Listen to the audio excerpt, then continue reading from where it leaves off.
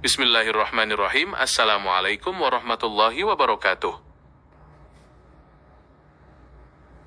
Ibnu Sina, atau yang dikenal di dunia barat sebagai Avicenna, adalah salah satu tokoh paling berpengaruh dalam sejarah ilmu pengetahuan manusia. Dia lahir pada tahun 980 Masehi di Afsana, sebuah desa dekat Bukhara, yang saat ini terletak di Uzbekistan. Sejak kecil, dia menunjukkan kecerdasan yang luar biasa, menghafal Al-Quran pada usia muda dan menguasai berbagai cabang ilmu, termasuk matematika, fisika, logika, dan kedokteran, sebagian besar dipelajari secara otodidak. Perjalanan ilmunya sangat luas, membawanya mendalami filsafat yang ia pelajari dari berbagai guru, namun ia merasa lebih banyak menemukan jalan sendiri dalam memahami pemikiran rumit seperti karya-karya Aristoteles. Dalam bidang kedokteran, ia mencapai puncak kejayaannya dengan menulis Al-Qanun fi Al-Tib, sebuah ensiklopedia medis yang menjadi rujukan utama di dunia Islam dan Eropa selama berabad-abad. Karya-karya Ibnu Sina tidak hanya terbatas pada filsafat dan kedokteran saja, melainkan juga mencakup astronomi, matematika, musik, dan teologi. Di antara karya-karyanya yang paling dikenal adalah Kitab Al-Shifa, sebuah karya filosofis dan ensiklopedis yang sangat mendalam. Penguasaannya yang luar biasa terhadap berbagai disiplin ilmu membuatnya mendapat julukan Asy-Syaikh Ar-Rais atau guru besar. Ibnu Sina tidak hanya belajar dari orang lain, tetapi juga menjadi pendidik yang melahirkan banyak murid. Salah satu muridnya yang paling terkenal adalah Al-Juzjani, yang setia mendampinginya dan mencatat biografi serta pemikirannya. Hubungan guru dan murid ini memperkaya khazanah intelektual pada masa itu, dan memastikan gagasan-gagasan besar Ibnu Sina terus berkembang dan diajarkan kepada generasi selanjutnya. Setelah masa pengembaraannya yang panjang, Ibnu Sina menghabiskan akhir hidupnya di Rai dan kemudian di Isfahan, di mana dia mengabdi sebagai wazir atau menteri di istana penguasa setempat.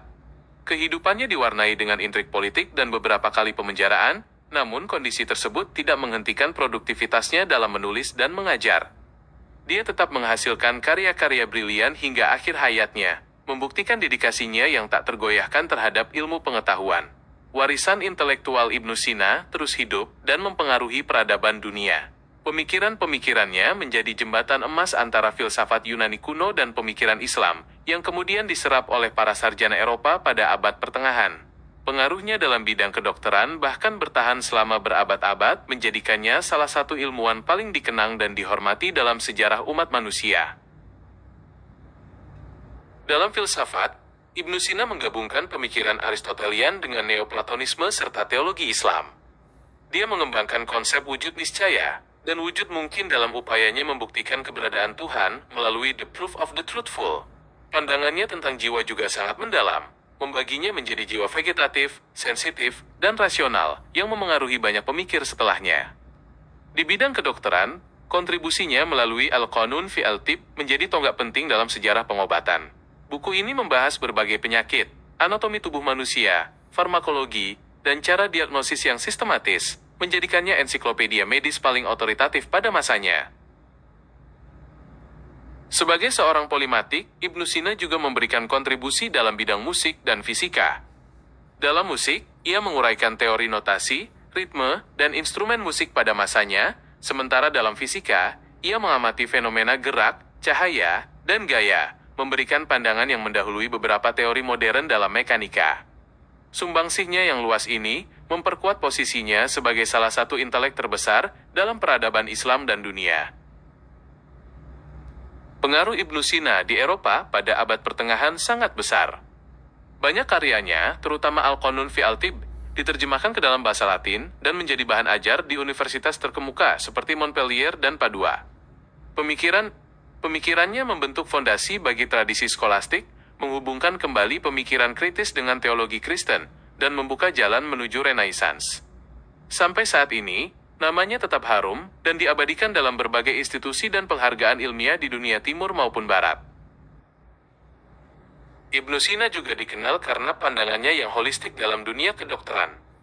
Dia tidak hanya memandang penyakit sebagai gangguan fisik, tetapi juga memperhitungkan faktor mental, lingkungan, dan spiritual dalam proses penyembuhan. Pendekatan ini sangat maju pada masanya dan masih relevan dalam praktek pengobatan integratif saat ini. Sebagai penutup, penting untuk dicatat bahwa Ibnu Sina tidak sekadar mewariskan pengetahuan, tetapi juga sebuah cara berpikir kritis dan filosofis yang mendalam. Metode-metode ilmiah yang ia rintis dalam pengamatan dan eksperimen telah membantu membentuk dasar bagi sains modern. Semangat penjelajahannya dalam berbagai disiplin ilmu tetap menjadi inspirasi bagi siapa saja yang ingin terus belajar dan menggali kebenaran. Menarik untuk diketahui bahwa Ibnu Sina juga merupakan salah satu pelopor dalam bidang neuropsikologi dan psikofisiologi.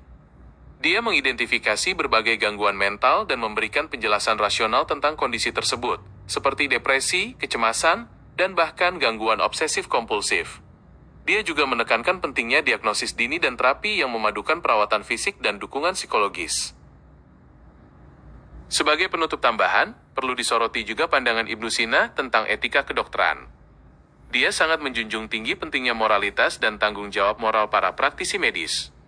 Baginya, seorang dokter tidak hanya harus menguasai ilmu pengetahuan, tetapi juga memiliki belas kasih dan integritas dalam melayani pasiennya, sebuah prinsip yang tetap menjadi landasan etis dalam profesi kedokteran hingga saat ini. Ibnu Sina memberikan sumbangsi besar dalam bidang logika, di mana dia menyempurnakan dan memperluas sistem logika Aristoteles. Dia mengintegrasikan logika dengan metafisika, menciptakan kerangka berpikir yang lebih kuat dalam menganalisis argumen dan membuktikan kebenaran.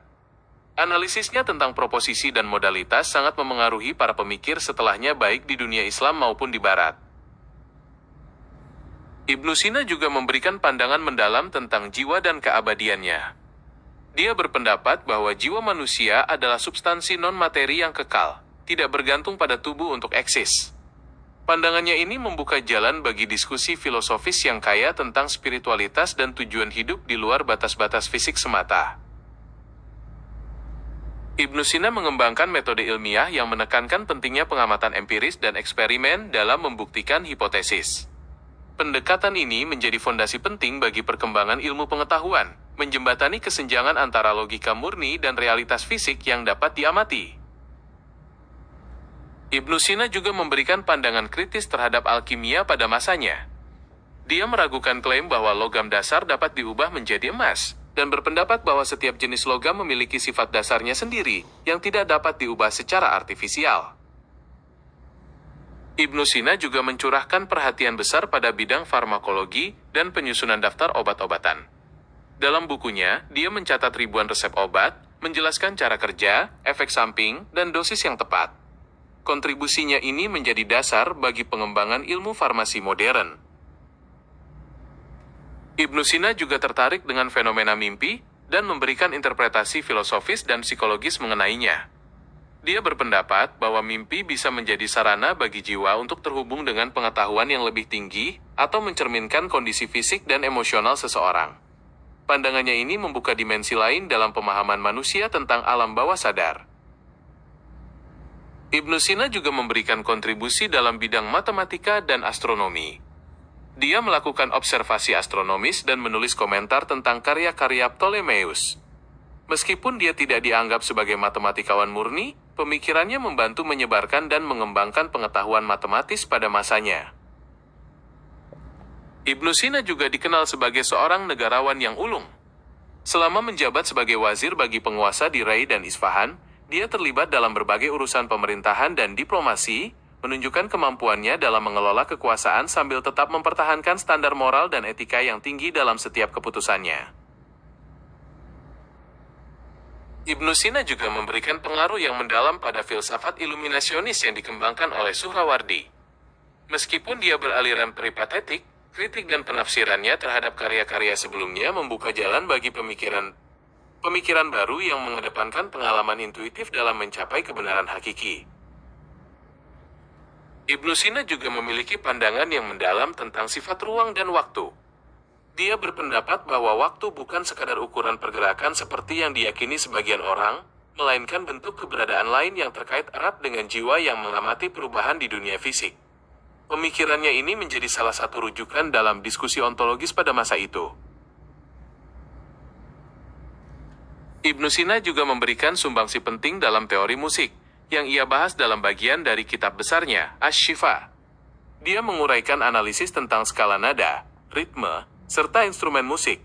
melengkapi khazanah pengetahuannya yang luas, dan menjadikannya salah satu sarjana yang memahami harmoni semesta secara komprehensif.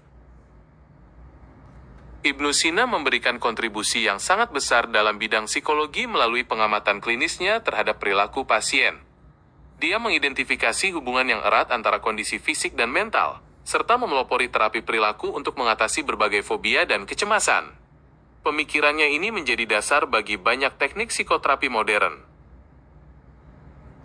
Ibnu Sina juga dikenal karena klasifikasinya terhadap berbagai cabang ilmu pengetahuan yang ia susun dengan sangat cermat dalam karya-karyanya.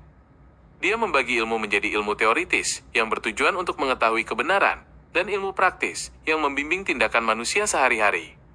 Pendekatan ini membantu menyusun kurikulum pendidikan pada masanya dan memberikan panduan bagi integrasi berbagai disiplin ilmu dalam satu kerangka yang utuh.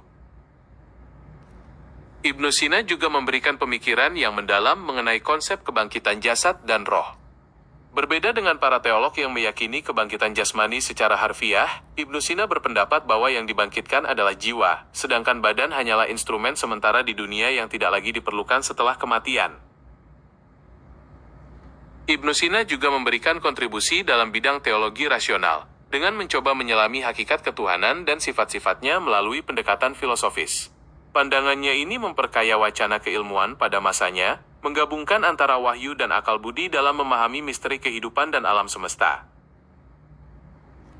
Ibnu Sina juga memberikan sumbangsi dalam bidang geologi dan ilmu alam, melalui pengamatan terhadap pembentukan pegunungan, sedimen, dan asal mula terjadinya gempa bumi.